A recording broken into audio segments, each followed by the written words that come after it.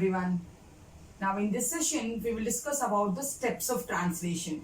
In the previous lecture we discussed what is translation, what are the requirements for translation, where does it occur and all we discussed. Now in this lecture we will continue with the steps of translation.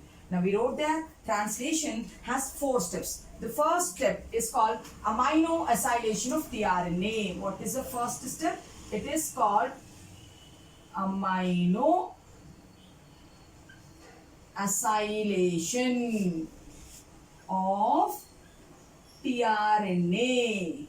The first step is called amino acylation of tRNA, which is also called charging of the tRNA. We can also call this as charging of tRNA. We will see one by one. The second step is called initiation. The second step is called initiation. The third step is called elongation.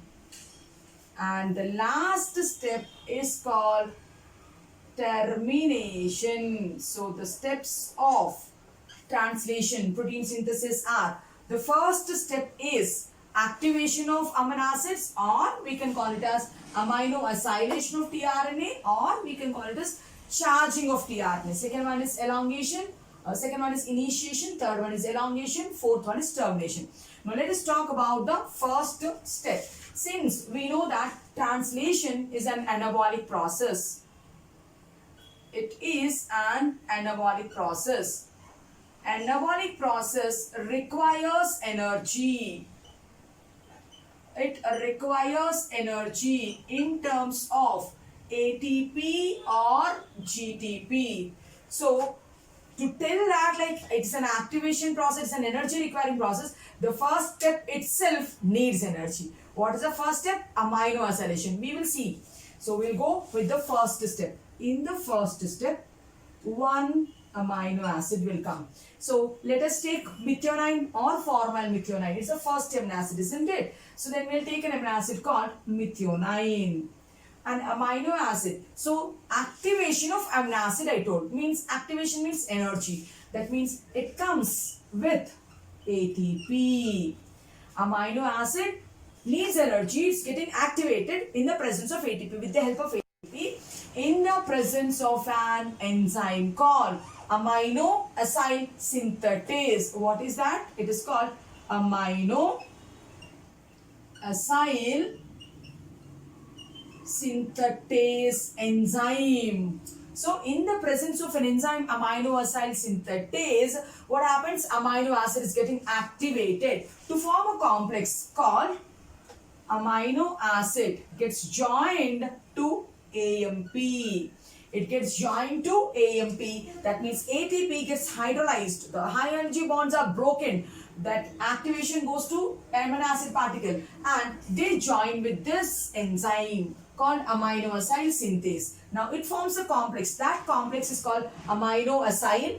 This is adenylate and enzyme complex. The complex which is formed is called as amino acyl. This is called adenylate.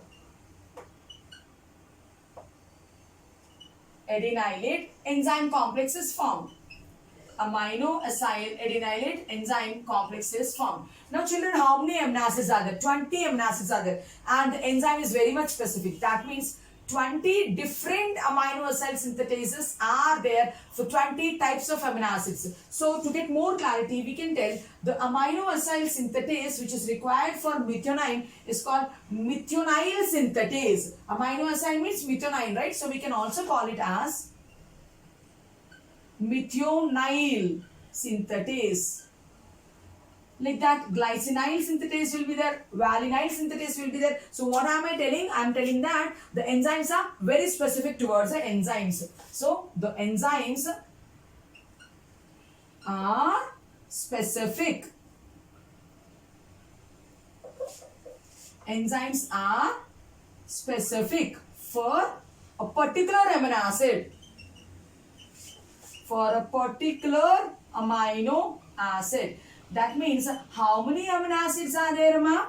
20 amino acids are there. That means how many enzymes should be there? This particular enzyme, 20 enzymes should be there. Then 20 enzymes are there. Now in this manner, what happens? Amino acids gets activated. When the amino acid gets activated, the amino acid will be there with the enzyme till it notices the tRNA molecule. In the next step, what happens?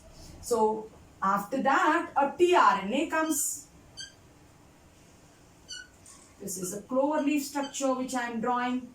A tRNA comes. This is the 5' end of the tRNA and this is the 3' end of the tRNA. Since the 3' end is vacant, it's not having amino acid. It's called uncharged tRNA. tRNA without amino acid. What is it called? Uncharged tRNA. It is called uncharged tRNA. So this amino acyl adenylate enzyme complex, when it encounters the tRNA particle, soon the activated amino acid moves from here, comes and joins to the tRNA. So the amino acid will break from here. When that amino acid breaks, AMP will be released out. So yeah, here we should write PPI is released out, right? ATP got converted to AMP means PPI is released out. Now here the AMP will come out. Enzyme also becomes free. Why? Because amino acid is moving now. When amino acid moves, the complex destabilizes. Then the AMP is released out. The enzyme is also released out. And what happened to the amino acid? The amino acid jumped on to the tRNA particle. The amino acid have moved to the tRNA. Where is amino acid joined? At the 3' end. At the 3' end, the amino acid has joined. This amino acid, without amino acid, this tRNA, without amino acid, if it's called uncharged tRNA, now this tRNA, after taking the amino acid, it becomes charged tRNA. It becomes charged tRNA. So, if you write it is methionine, then it is called as tRNA methionine, or you can call it as methionine tRNA.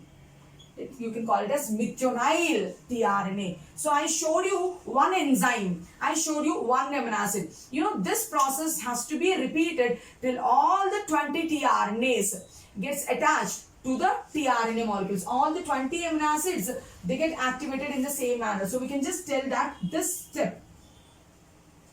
step repeats till all the 20 amino acids, till all the 20 amino acids gets activated. The step will get repeated, all the 20 amino acids gets activated and further bind to, and they are further binding to the tRNA, and they are further bind to the tRNA. So we will ensure that all the tRNAs, are charged before starting the initiation of translation. So we can write like before initiation, all tRNAs are charged. And did you notice one thing? We told translation is an anabolic process. It requires energy. The first step is amino acylation of tRNA, charging of tRNA, activation of amino acid. Here, did we consume energy here in this step? Yes, of course. Here is the energy. Energy is used. So it got hydrolyzed. It gave that energy. So in the first step itself, we used one ATP molecule for activating one amino acid, for attaching that activated amino acid to the tRNA particle. I think you understood the first step. Take a screenshot, then we will go on to the next step, initiation.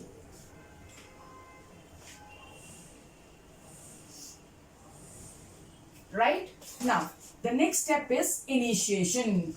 So when we ensure that all the tRNAs are carrying amino acids and those amino acids are activated amino acids, now we can start the process of translation by initiation. Now the second step is initiation. Now what happens in initiation? So we in the previous lecture we discussed that when the smaller subunit of ribosome encounters the mRNA, then the translation begins, we told, right? So what it is? When the smaller subunit of ribosome, when it meets the mRNA, then we tell, then the process of translation begins. Then the process of translation, we tell it, begins. Let us see how does it begin, right? So let us bring the mRNA particle first. Here we go. This is a mRNA particle. 5' end of the mRNA particle, the cap of the mRNA particle, 3' end having poly A tail. It's a processed mRNA. Cap and tail are there, means it's a processed mRNA. Now this is an mRNA. So to the mRNA at the 5' end, there is a sequence called SD sequence, right? Shine diagonal sequence. So SD sequence is there.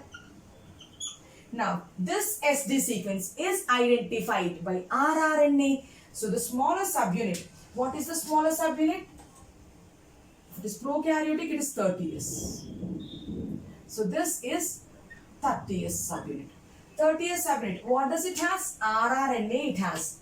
Now, this is a rRNA. 3' end of rRNA, 5' end of rRNA. The 3' end has complementary sequence to the 5' end. And then it binds. It starts the process. Now, for binding of mRNA with rRNA, this is mRNA. And this is 30S, means it has 16S rRNA. For binding of mRNA with rRNA, 2 initiation factors are required. So, IF1 and IF3. 2 initiation factors are required, IF1 and IF3. So, helps in formation of, what is this called? 30S initiation complex is formed. 30S initiation complex is formed. Now, when the 30S initiation complex is formed, then the code on the mRNA gets exposed. This is mRNA, this is the code. The code on the mRNA gets exposed. So let us take, we all of us know that the first code is AUG. When the code gets exposed, then the tRNA, which is having the anticodon, will come and read the code. So then the tRNA will come and read the code. Right? It has an anticode of UAC. Then it's prokaryote, it brings an amino acid called formylmethionine. So children, what is this? Initiator tRNA. This is start codon, initiator codon. For start codon, there's a special tRNA, initiator tRNA. So what is this? It is initiator tRNA molecule.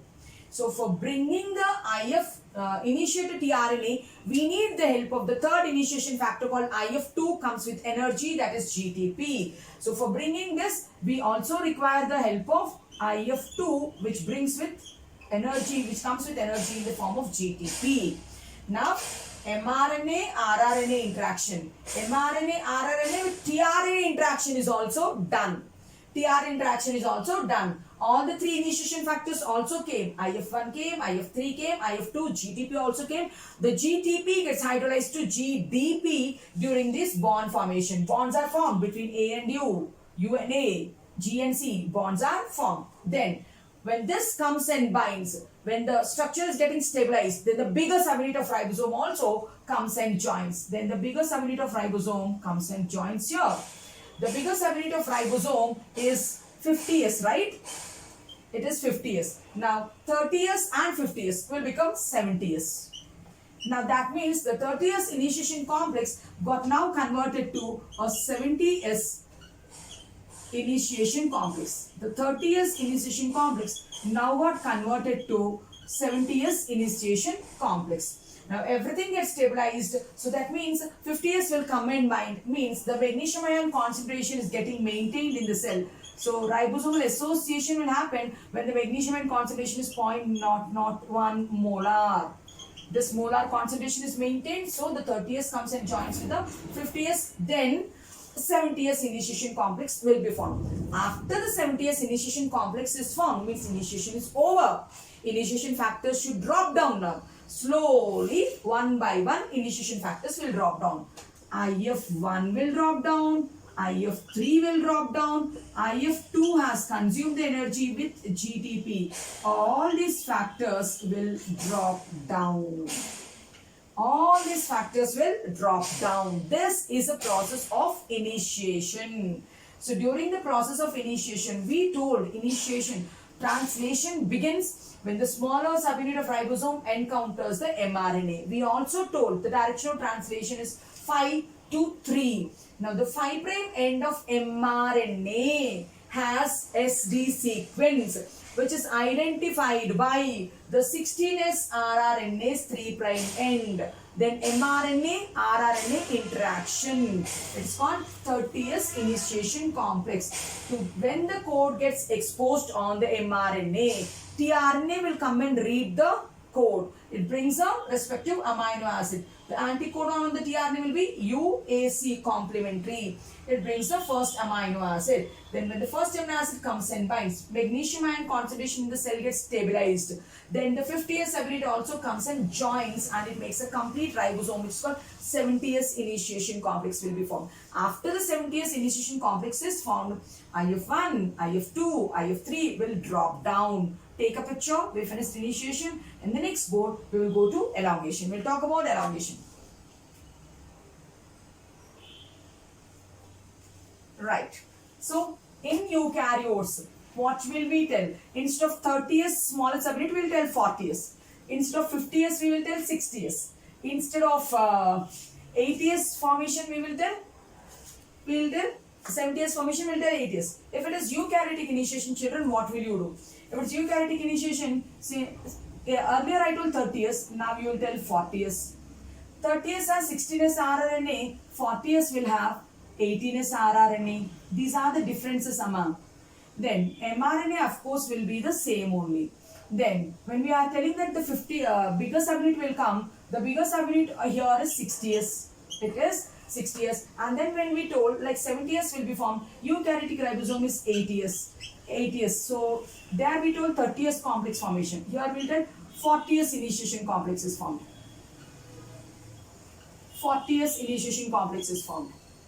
Then there we told like 70S initiation complex. But now we have to tell in eukaryotes it is 80S initiation complex. 80S initiation complex will be formed. And there the first tRNA brought methionine since it is prokaryotic translation. But in eukaryotes, the first amino acid will be simple methionine. This is the third difference. One difference here I showed you. One difference here I showed you. The third one is it is simple methionine. This is a third difference, right? And prokaryotes, they require only 3 initiation factors. 1, 2, 3. But eukaryotes require initiation factor 1 to initiation factor 9 they require. So we need not study the roles, but then 9 factors are required. If we tell, that will be sufficient. So earlier we have seen prokaryotic. Now here we discussed about eukaryotic initiation, how it is. The only differences are 30S becomes 40S, 16S RNA becomes 80S, 50S becomes 60S, 70S becomes 80S.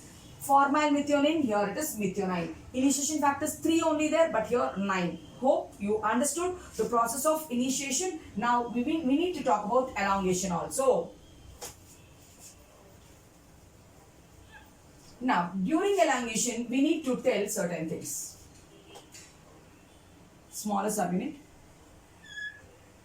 bigger subunit, mRNA molecule, 5' and cap, 3' and poly A tail. The code on the mRNA.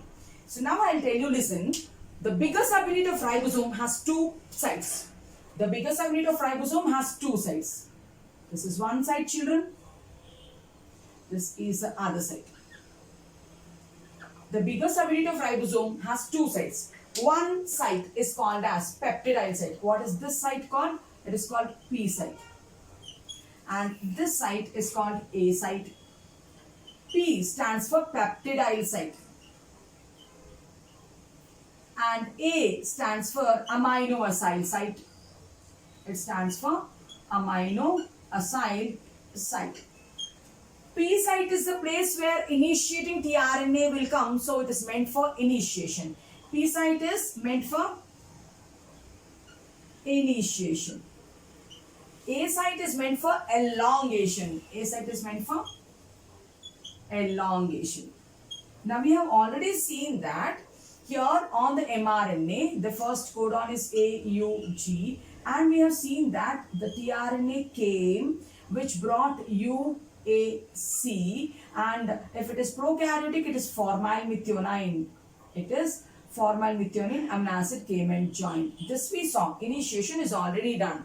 Now we are at elongation now. Let us talk about elongation then.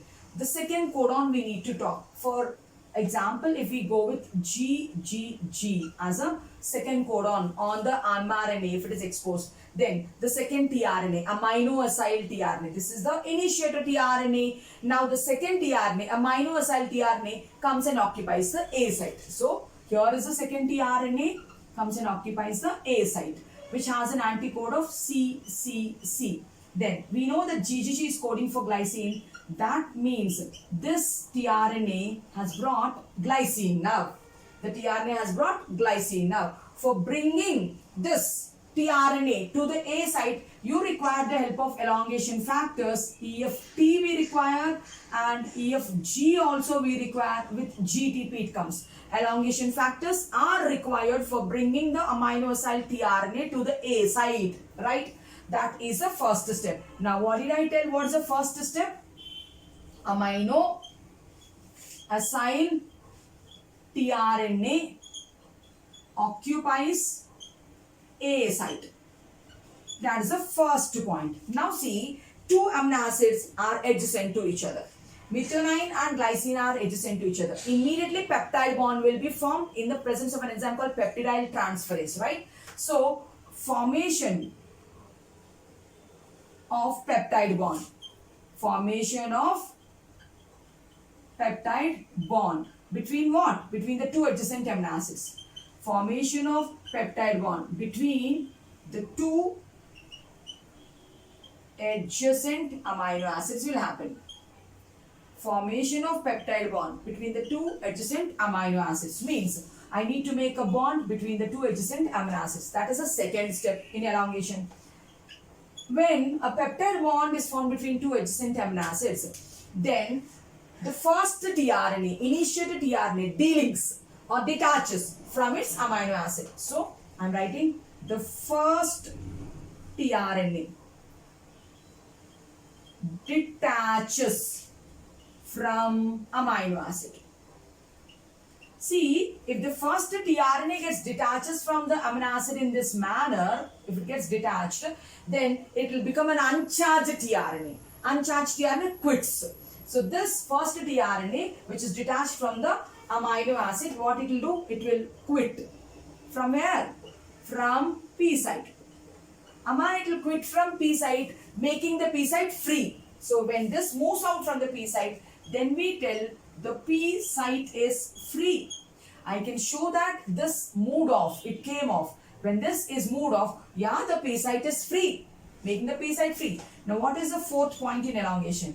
Now what happens? This tRNA, which is at the A site, is called dipeptidyl tRNA. Where is it?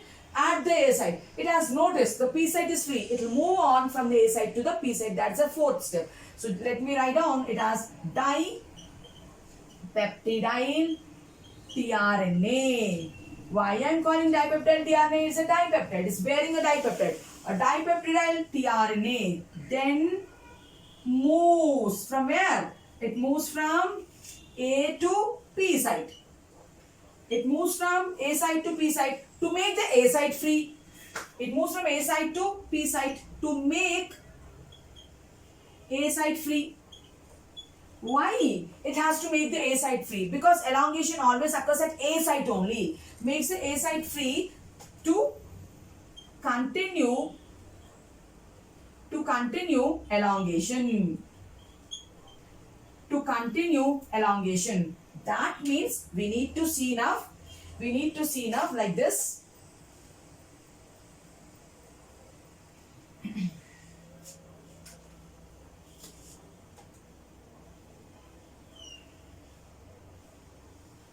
Now this dipeptidyl tRNA is in the A site now, right? The dipeptidyl tRNA is in the, here it is, A site. So formylmethionine, the first amino acid is here, and its amino acid glycine is here, it is attached. Now come on, tell me what is the anticodon on the dipeptidyl tRNA? It is CCC.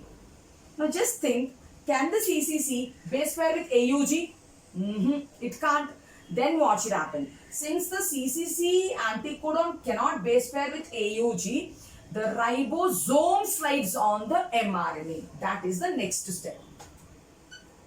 So then what I am telling? The ribosome, I am telling it slides on mRNA. The ribosome slides on mRNA. How much it is sliding? By a distance of codon. By a distance of 3 bases or a codon. It moves by a distance of 1 codon. If it moves by a distance of 1 codon, means ribosome is switching from here to here. From here it goes here. Means it's like this.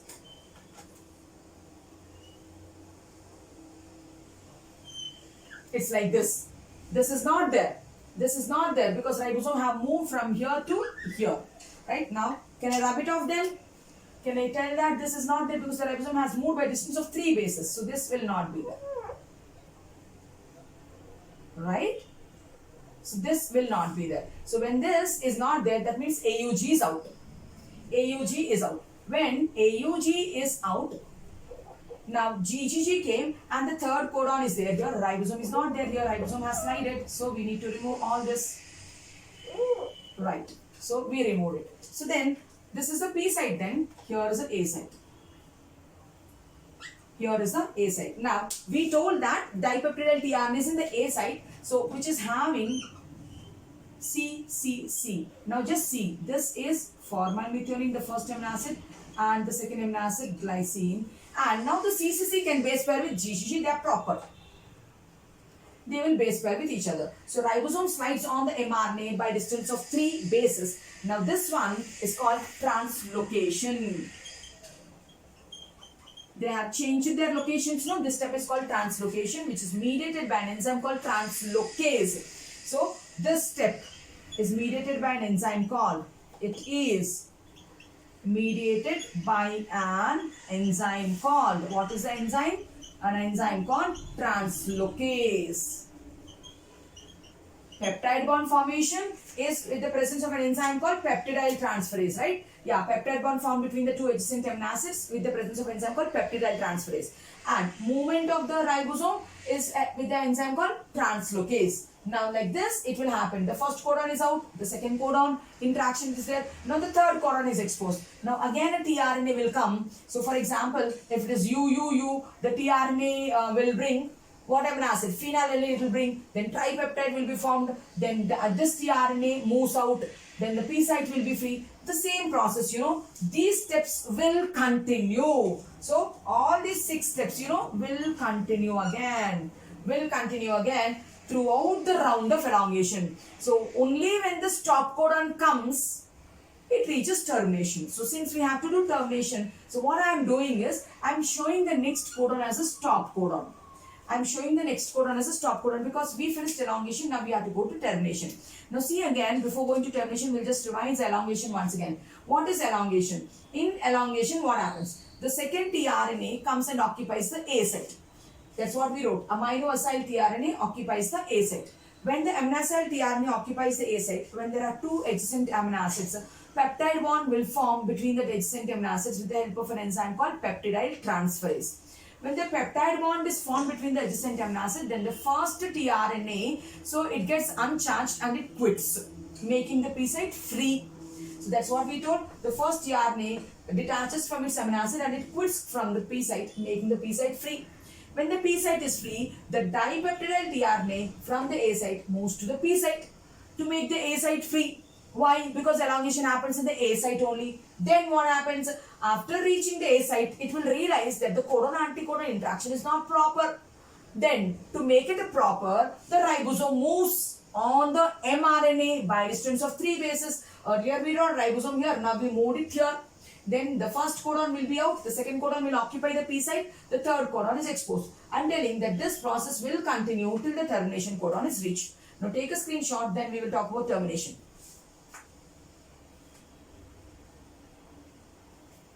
Yes. Now the last step is termination. Yes, in termination, so we have already put a stop codon. We know that there are 3 stop codons, UAA, UAG and UGA, right? So, this is glycine and before that formyl methionine is there.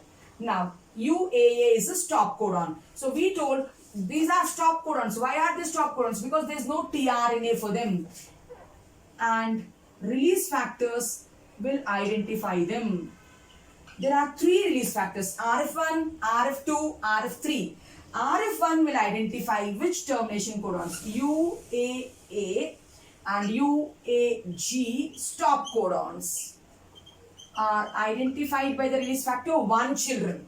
And RF2, release factor 2 will identify which stop codons. It will identify UAA and UGA stop codons. Now we already wrote a stop codon, that is UAA.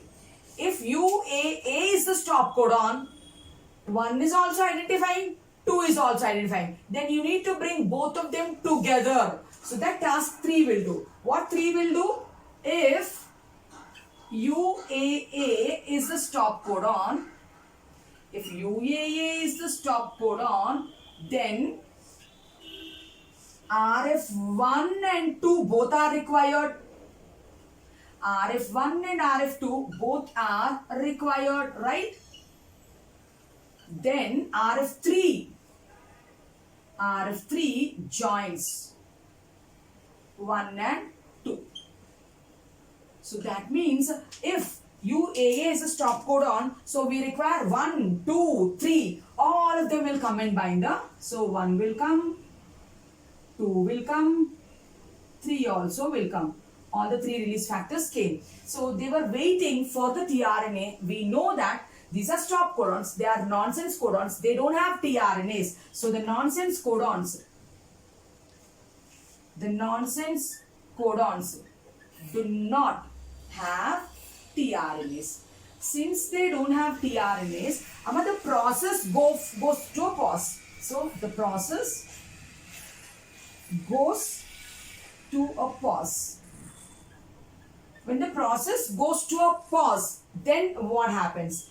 The magnesium ion concentration goes low. It should be 0.001 molar concentration, it goes low. When the magnesium ion concentration goes low, then the ribosomes will dissociate. When the magnesium ion concentration goes low, the smaller subunit and the larger subunit, they dissociate first. When this gets dissociated from this, immediately mRNA will go off. Then followed by mRNA comes out. Ribosome got dissociated, mRNA came out. Now what we can expect is, so tRNA is with a peptide. What is there is tRNA is with a peptide. Now do hydrolysis of water. Do hydrolysis of water. Now when we do hydrolysis of water, we are breaking water. You will get H plus and OH minus. H plus is taken by this end of a protein. So actually in a protein molecule, amino terminal end, then formyl methionine, then glycine, it should have carboxy terminal end, COOH it should have. So after taking this H here, it will get that COOH group. So that means with the hydrolysis of water, the H goes to the peptide and the polypeptide is released. So what did we release? A polypeptide is released. A polypeptide is released. Now who are there? OH is there. We know that the amino acid comes and binds to the 3' end of the tRNA. We also know that the 5' end of the tRNA has phosphate and the 3' end of the tRNA needs OH. This OH comes and binds here. Then the tRNA is also free. So did you see how one by one they are coming out? Translation stopped then. When the stop codon reaches, then the release factors will identify. 1 will identify these 2 stop codons, 2 will identify these 2 stop codons, 3 needs, when UAA is a stop codon, you require 1 also, 2 also, then this will combine both of them and it will come and bind here. So then when it comes and binds here, it waits for the tRNA. But for nonsense codons, there are no tRNAs. Then what happens? The process goes to a pause. When the process goes to a pause, then in the cell, the magnesium concentration goes low. When the magnesium concentration goes low, then the ribosomes dissociate, 30S separate, 50S separate. When they dissociate, then the mRNA also will be out. When the mRNA is out, hydrolysis of water will happen. H is taken by the polypeptide. OH is taken by the tRNA. They are also out. So this is what is translation. Amine activation, ATP is we used. In initiation, GTP we used. In elongation also, GTP we used. This is the only step where energy is not consumed. So in termination, there is no requirement of energy. In termination, there is no requirement of energy. So here, in amino acylation, 1 ATP. In initiation, 1 GTP. In elongation, 1 GTP. But here, there is no requirement of energy. This is the process of translation. Prokaryotic or eukaryotic with small differences. If it is eukaryotic, call it as E. With small differences, the main mechanism goes the same. Hope you understood the process of translation. In the next lecture, we'll talk about the regulation of gene expression. If you like the lectures, like, share and subscribe to my channel. Thank you.